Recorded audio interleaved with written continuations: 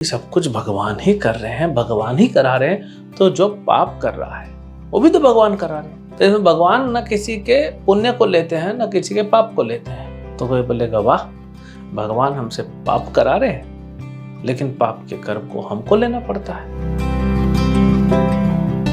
हरे कृष्ण। भगवद गीता अध्याय 5 श्लोक संख्या 15। नादत्ते कस्यचित् पापम न चैव सुकृतं विभुः अज्ञानेनावृतं ज्ञानं तेन मुह्यन्ति जन्तवः।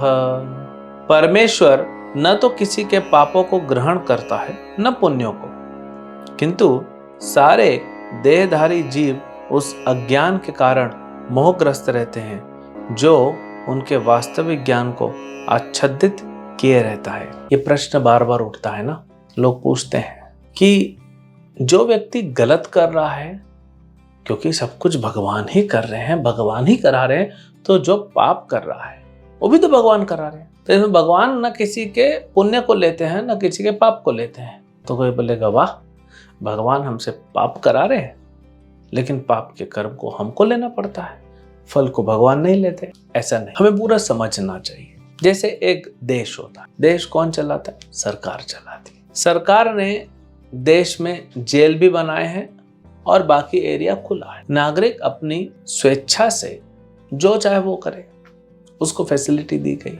अब चाकू बनाया गया है सब्जी काटने के लिए, लेकिन अगर आप वही चाकू उठा के किसी के शरीर को काट दोगे तो फिर आपको जेल में डाला जाएगा। तो इसमें सरकार का तो कोई रोल नहीं। सरकार तो फैसिलिटेट करता है कि आपने गलत किया इसलिए आपको दंड मिला, आपने सही किया, पुण्य किया, इसलिए आपको अच्छा मिला, पुरस्कार मिला। इसमें सरकार का क्या मतलब है? जैसे जज होता है, एक जज दोनों तरफ से सुनता है और फिर अपना डिसीजन देता है। ऐसा नहीं कि किसी को सपोर्ट कर रहा है, वो न्यूट्रल है, लेकिन जज का डिसीजन है। सरकार का फैसिलिटेशन के बिना हम चल नहीं पाएंगे, तो भगवान के बिना तो सृष्टि चलेगी नहीं। भगवान कण कण में रह के सृष्टि को चला रहे हैं, डायरेक्ट इन्वॉल्व नहीं होते। भक्तों के जीवन में डायरेक्ट इन्वॉल्व हो जाते हैं, लेकिन बाकी सृष्टि जो है वो प्रकृति के 3 गुणों द्वारा होते हैं। मया अध्यक्षेन प्रकृति सूयते स चराचरम। भगवान कहते हैं मेरी अध्यक्षता में ये प्रकृति कार्य कर रही है। प्रकृति 3 गुणों, सतोगुण, रजोगुण, तमोगुण के माध्यम से कार्य करती है और ये प्रकृति स्वयं भगवान की अध्यक्षता में रह के कार्य करती है। तो भगवान किसी को पुण्य या पाप करने के लिए प्रेरित नहीं करते। भगवान ने फैसिलिटी दी है, आप बुद्धि लगाओ और देखो। एक 18 साल का लड़का आपका आता है, बोलता है पापा 100 रुपए दो, आप दे दोगे? वो 100 रुपए का क्या करेगा? क्या उसको आप कंट्रोल नहीं कर सकते, आप सिर्फ संस्कार सिखा सकते। तो भगवान गीता के माध्यम से, हरे कृष्ण महामंत्र के माध्यम से हमको संस्कार सिखाने का प्रयास कर रहे हैं, लेकिन हम सीखते नहीं हैं तो फिर गलत कार्य करते। इसमें भगवान का क्या दोष है? तो ये बात हमें समझना चाहिए कि भगवान सिर्फ फैसिलिटेट करते हैं, तो हमें जिम्मेदारी अपने ऊपर लेनी पड़ेगी, नहीं तो इस कर्म चक्र में, इस पाप और पुण्य में फंसे रहेंगे। भगवान तीसरे अध्याय में बताते हैं कि मुझे कोई स्प्रिया नहीं है, मुझे कोई इच्छा नहीं है। भगवान क्या प्राप्त करेंगे? अगर एक बहुत बड़ा व्यक्ति है, अरबपति, खरबपति और बड़ा बिल्डिंग में रह रहा है, उसके घर में 50 रूम है, 200-250 नौकर हैं, बढ़िया राजा के जैसा रह रहा है, तो उसके घर में इतना बड़ा घर है, इतना बड़ा चीज़ है, तो बहुत सारा डस्टबिन होगा, सारा डस्टबिन का कचरा एक जगह इकट्ठा होता होगा, फिर म्युनिसिपल कॉर्पोरेशन वाले उसको लेके जाएंगे। अब जो राजा के जैसे जी रहा है, आलिशान, वो देख रहा है कि म्युनिसिपल कॉर्पोरेशन की गाड़ी जा रही है, तो क्या जल्दी जल्दी दौड़ के आएगा, उस गाड़ी को रुकाएगा और उस कचरे के डब्बे में कोई ढूंढेगा? नहीं, उसमें क्यों आनंद लेगा? तो ये भौतिक संसार तो जेल के जैसे है, इसमें कौन आनंद? इसमें हम आनंद नहीं ले पा रहे, हम दुखी हैं, तो भगवान क्यों इसमें आनंद लेने आएंगे? भगवान सच्चिदानंद है, भगवान आत्माराम है, उनको किसी में भी आनंद नहीं है, वो अपने आप में रमते रहते हैं। और विभु, विभु शब्द का प्रयोग हुआ है। विभु मतलब अनंत है, विशाल है, और हम कौन है? हम अणु हैं, अणु आत्मा, छोटे से। अब जो माया है, जो प्रकृति है, जिसको दुर्गा कहते हैं, वो हम उससे ऊपर है। ऊपर इन द सेंस हमारा सुपीरियर नेचर है, क्योंकि भगवान के अंश, तो प्रकृति भी भगवान के अंश है, लेकिन वो जड़ है। ये प्रकृति जड़ है, ये नॉन लिविंग है। जैसे ये कुर्ता है, ये घड़ी है, ये जीवित नहीं है, ये जड़ है, चेतन नहीं। तो हम आत्मा है तो इससे तो ऊपर ही है।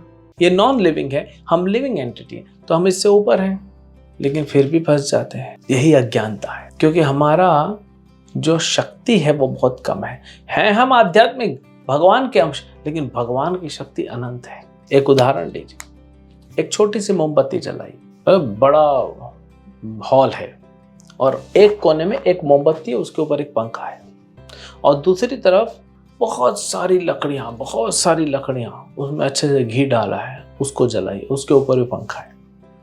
जब वो छोटी मोमबत्ती के ऊपर पंखा चलेगा तो बुझ जाएगा, लेकिन वो विशाल अग्नि के ऊपर पंखा चलेगा तो अग्नि और भपकेगी और दहकेगी। तो हम है दोनों अग्नि हैं, फिर फर्क क्यों है? ये विशाल अग्नि भगवान है और हम छोटी सी अग्नि है। ये जो माया का प्रभाव है, जो हवा आ रही है, ये हमें बुझा देती है, हमें पकड़ लेती है, लेकिन भगवान के संपर्क में आते भगवान की सेवा करने लग जाती है, वो भगवान का जो ऐश्वर्य है और बढ़ जाता है। तो ये हमें समझना चाहिए, हम हैं अणु, भगवान के अंश हैं, हम आध्यात्मिक हैं, लेकिन फिर भी भौतिक में फंस जाते हैं। इससे बाहर निकलना है, ये अज्ञानता है।